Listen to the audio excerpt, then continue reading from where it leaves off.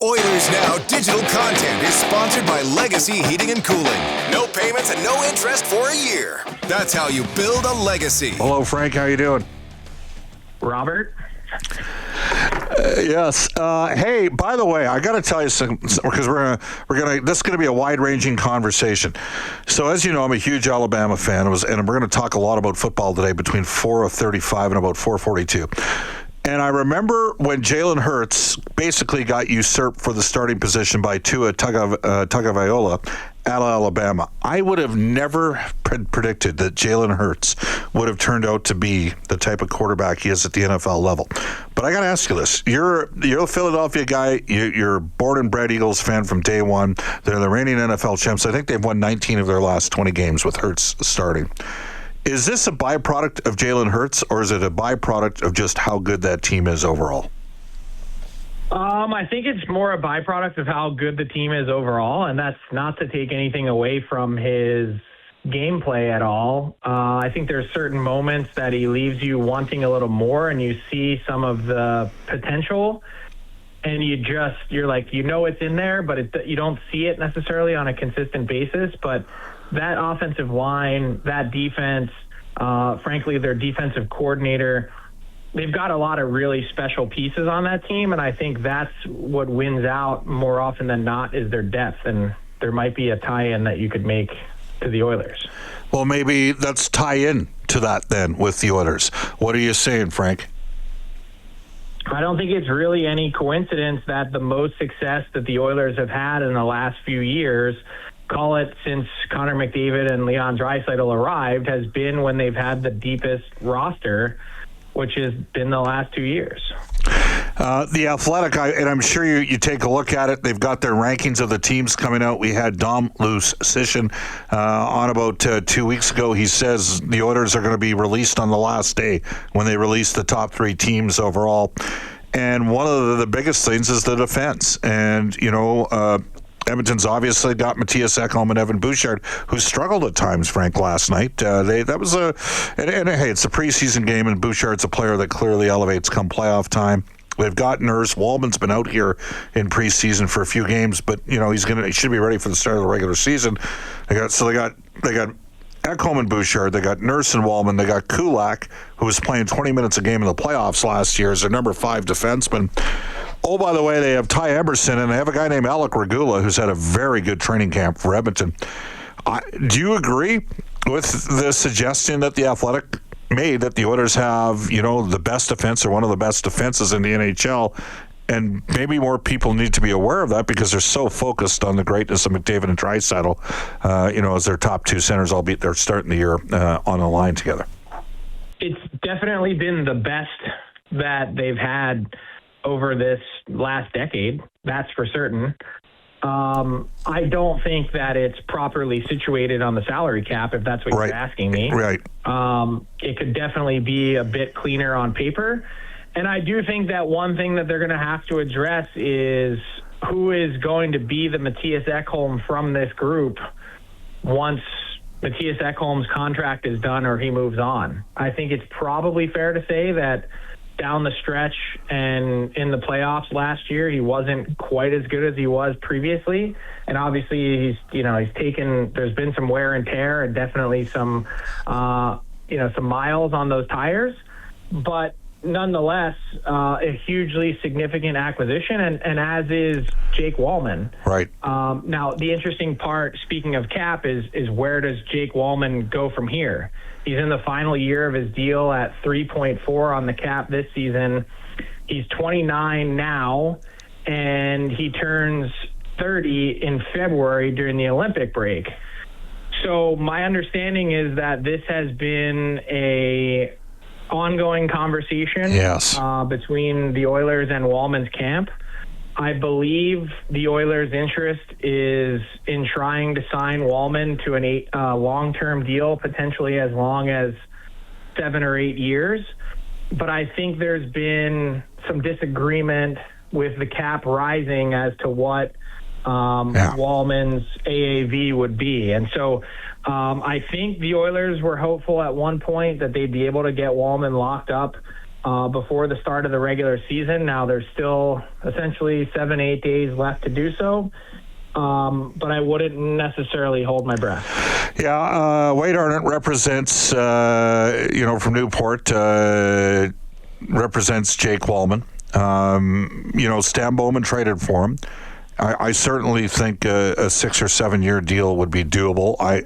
It would not surprise me if the Walman camp were open to that, and we're kind of looking at numbers, and I wonder whether or not that camp wouldn't sit there and try to get an 8th year. So we'll have to continue to monitor that one. There was a signing over the weekend, and we will get to Connor McDavid, but there was a 3-year extension done on Cam Fowler at 6.1, and I had a couple people say to me, well, is that the number, because Matthias Ekholm's at $6 million on a potential extension? Well, Fowler's 33. Ekholm's 35. I don't see that number, and there's a difference of 18 months in the age of the respective defensemen. And I don't want to diminish what Matthias has done here. He's been a huge plus player since coming to Edmonton, that trade from Nashville. Of course, as you know, Frank, he really wasn't right from the Four Nations face-off on. He missed 2.5... basically the first, let's do the math here, 6, 5, and 4 is 15 playoff games, and then he came in against Dallas in the 5th game, and then at times had some rough shifts over on the right side, which I'll never understand why he was playing right D. So he is another guy, along with Brett Kulak, who, frankly, has played ahead of defensemen that are making $4.5 million on 4-year terms that got signed this summer. Worth his weight in gold. Right. Look at, if you want to reference totally different positions, but think about their impact on the team. Podkolzin signs a new 3-year deal at $295, and Ekholm is still south of that this season at Kulak is still south of that this season at $275. Right. Right. It shows you what a bargain that deal has been. Jerry Johansson represents Brett Kulak. We'll have to... Let me just put a bow on this part of it, if you don't mind. You mentioned something really important with Ekholm, and that's, yes, he's a bit older than Fowler, and yes, he's been a huge part of this team. But one thing the Oilers, and I know they need to be incredibly conscious of is paying for players what they're going to do as opposed to what they previously did. And that's an important distinction that doesn't often get made enough in NHL circles, where you end up paying a guy for too long at a rate that you're not comfortable with. And I think that's actually been the exact center of the focus of the conversation with Walman, which is, if we're going to pay you that deep into your 30s, the AAV is going to need to be manageable, because yes, the cap's going up, but yes, your impact on the team is going to be going down the older that you're getting. Once you get past 34, 35, it becomes a lot trickier, and that part is going to be key. I see Jake Walman being capable of being a top 4 defenseman for the next 5 years. It should be stated, he has played roughly about 80% of the games in his NHL career that he could have played. He's had some injury challenges, and ironically enough, he's out right now. But, Stan Bowman traded for him, gave up a number 1, said he was, needed to bring in an impactful defenseman. He did.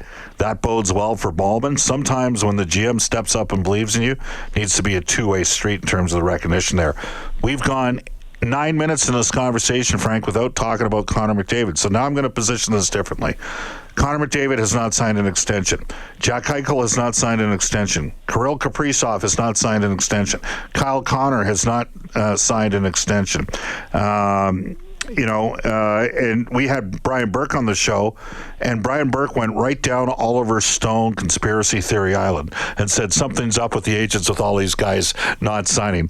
Is it a byproduct of everybody waiting for Connor McDavid to sign? Do you think that's what's going on? Or is it just teams are taking their time, and there is a distinct possibility we're looking at shorter deals for several of these players? Well, teams are definitely not taking their time. The Wild put a record offer on the table. The Winnipeg Jets are ready to talk turkey on Kyle Connor, and they've gotten no engagement.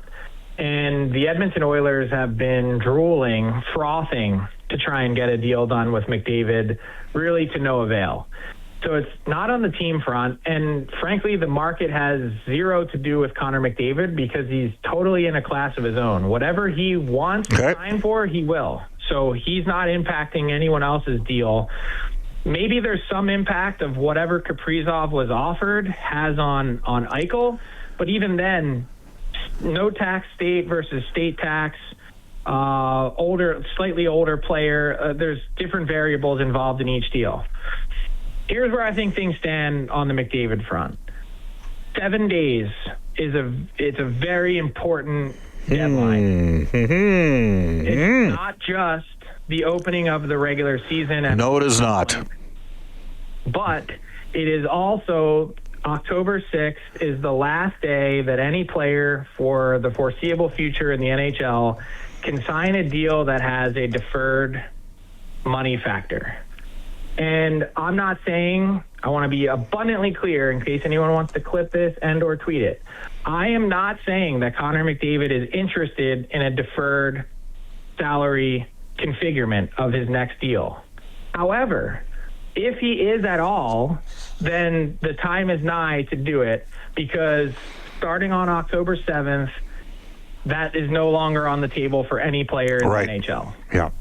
And if Connor McDavid wants to sign a deal that gives the Oilers, because he's the only team he could sign it with, gives the Oilers a chance to win by lessening his AAV and also puts max dollars in his pocket, this is the way to do it.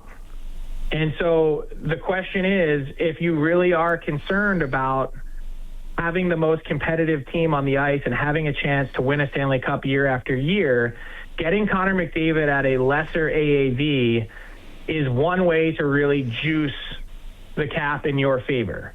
And so what does that look like? I mean, I've laid it out previously, and I thought Leon Draisaitl was actually a poster child for someone who should have been considering doing a deferred salary deal. He, of course, did not, and in fact gave the Oilers no time of day on the conversation.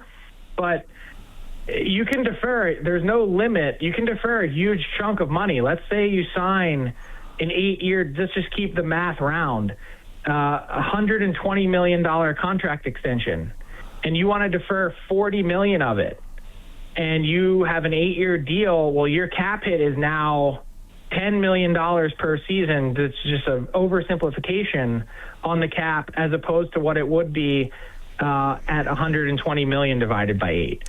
So there is an opportunity here. There's a window here that will never exist again.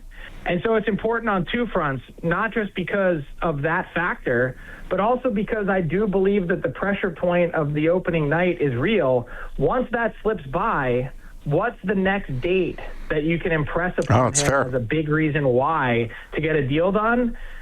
Again, I'm not saying that if he doesn't sign by next Monday that it's not going to happen. I'm just saying that the push to get him back to the table, it's really hard to make a unique and compelling case to the McDavid camp that they should in the middle of the season. Yeah, we danced around this topic with Hart Levine probably about 8 or 9 shows ago about the October, probably a week ago Wednesday, right around, whenever that was, and just how does this work? And he informed us that October 7th was the drop dead date for the deferral. It's actually October 6th. I'm looking at a piece of paper right now that front office has had. It says prohibition of deferred compensation contracts for all contracts entered into on or after October 7th. So entering into it on October 7th is no good. Must have agreed to a deal and signed it and registered it with the NHL by next Monday. Do you know what's interesting about this, Frank? That was not in there in the old CBA. This was another one of the amendments they did as they ratified the new CBA.